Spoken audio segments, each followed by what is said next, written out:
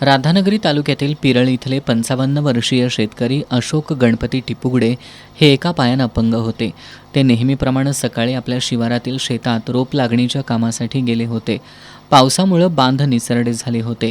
काम सुरू असताना त्यांचा अचानक तोल गेला आणि ते खाली कोसळले.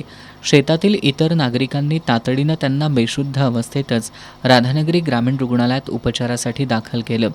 मात्र वैद्यकीय अधिकाऱ्यांनी त्यांना मृत घोषित केलं.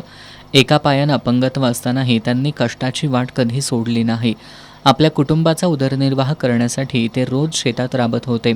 मात्र ज्या शेतानं त्यांना आयुष्यभर जगण्याचा आधार दिला, त्याच शेतात नियतीनं त्यांचा घात केला. या दुर्दैवी घटनेमुळे टिपुगडे कुटुंबाचा आधारवड हरपला असून कुटुंबावर दुःखाचा डोंगर कोसळला. अशोक टिपुगडे हे त्यांच्या साध्या, मनमिळाऊ आणि कष्टाळू स्वभावामुळं गावात सर्व परिचित होते.